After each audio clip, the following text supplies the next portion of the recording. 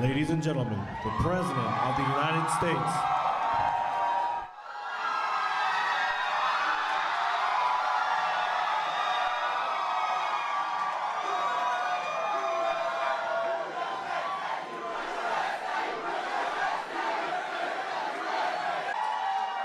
Thank you very much. What a great honor to have you. Thank you. It is a great, great honor to have you in the White House. Thank you very much. They call this, as you know, this is Young Black Leadership, and it's the summit. And to have you here is truly my privilege. And we're going to have a lot of fun. We're going to talk. We're going to meet. But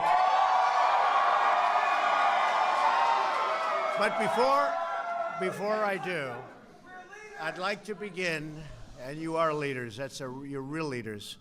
I'd like to begin today's remarks by providing an update on the packages and devices that have been mailed to high-profile figures throughout our country and a media organization. I am pleased to inform you that law enforcement has apprehended the suspect and taken him into custody.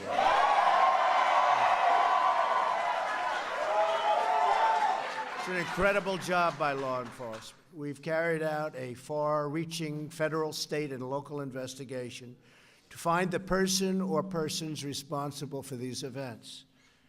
These terrorizing acts are despicable and have no place in our country. No place. I've instructed authorities to spare no resource or expense in finding those responsible and bringing them to swift and certain justice. And we will prosecute them, him, her, whoever it may be, to the fullest extent of the law. We must never allow political violence to take root in America. Cannot let it happen. And I'm committed to doing everything in my power as president to stop it. And to stop it now. To stop it now. I have just concluded a briefing with the Department of Justice following the apprehension of the suspect. I want to applaud the FBI, Secret Service, the Department of Justice, the U.S. Attorney's Office for the Southern District of New York, the NYPD, and all law enforcement throughout the entire country, incredible partners. These people have worked so hard, and to have done it so quickly, it's looking like it's a needle in a haystack. How do you do this so quickly? They've done an incredible, incredible job, and I want to congratulate them.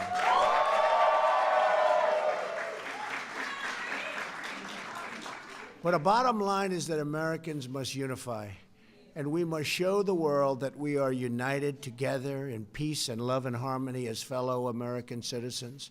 There is no country like our country, and every day we are showing the world just how truly great we are. So you are really very special people. I wanted to say that before our little talk. And I appreciate the time you've given me. And boy, one day, one of you is going to be standing. It could be 3 or 4 of you, actually. But you're going to be standing right here. You're going to be standing right here. I have no doubt. I have no doubt. Who in this room wants to be president someday? So it's an ambitious group. It's an ambitious group. That's great. Let's get right to Pierre Thomas, our senior justice correspondent in Washington, because we're getting much more information about the suspect, Pierre, and some of the key elements, some of the things that led authorities to that person. What can you tell us? Well, with the newest information we have, we can now identify the suspect in custody being questioned by law enforcement. Again, the case wrapped up by the FBI, ATF, Secret Service. The suspect is being identified to us as Cesar Sayoc, 56 years old, of Aventura, Florida. Law enforcement officials, as you can see by some of the aerial shots we have been investigating a car perhaps associated with the suspect. They are questioning him, trying to get additional information. Law enforcement officials officials are breathing a sigh of relief. They think they've made a major break in this case. We're being told that at the upcoming press conference at the Department of Justice at 2:30, the Attorney General Jeff Sessions, FBI Director Chris Wray, and the NYPD Commissioner James O'Neill will attend this press conference to brief us on how they got to the suspect. Critics of President Trump continues to grow. On October 26, authorities arrested 56-year-old Cesar Sayoc, who has a history of arrests in Florida, including a 2002 bomb threat. The Justice Department and FBI confirmed that Sayoc is in custody. After the arrest, FBI agents and law enforcement were seen draping a tarp over a van in a South Florida parking lot. The van, which appeared to be covered in pro-Trump stickers, was loaded onto a truck by authorities and taken away. President Trump congratulated officials on their apprehension of the suspect. We must never allow political violence to take root in America. Cannot let it happen. And I'm committed to doing everything in my power as president to stop it. Potential explosive devices have been addressed to the homes or offices of multiple former presidents, Democratic politicians, and other prominent liberals. On October 26, a suspicious package addressed to Senator Cory Booker was recovered in Florida. Separately, a New York City postal worker discovered a pipe bomb package addressed to former Director of National Intelligence James Clapper at CNN's New York headquarters, where he is a contributor.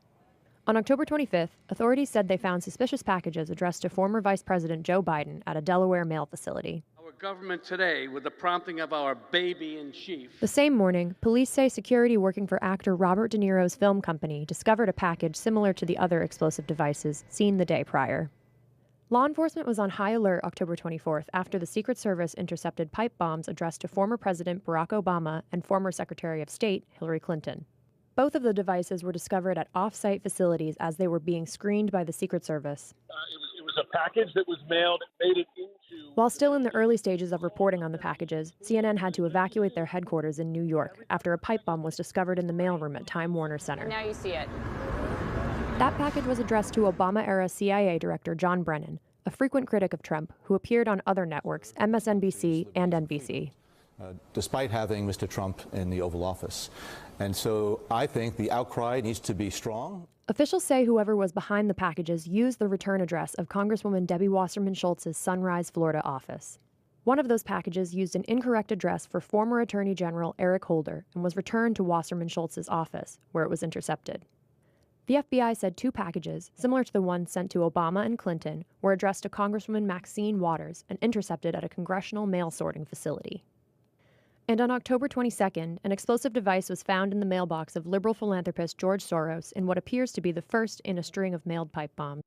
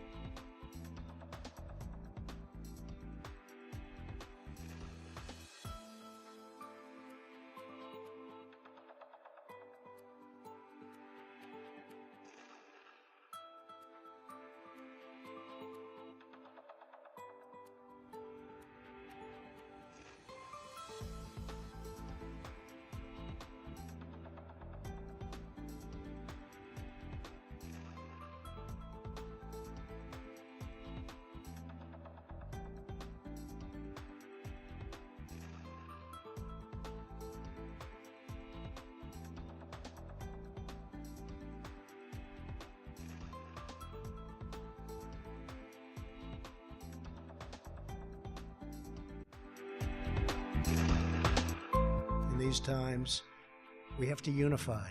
We have to come together and send one very clear, strong, unmistakable message that acts or threats of political violence of any kind have no place in the United States of America.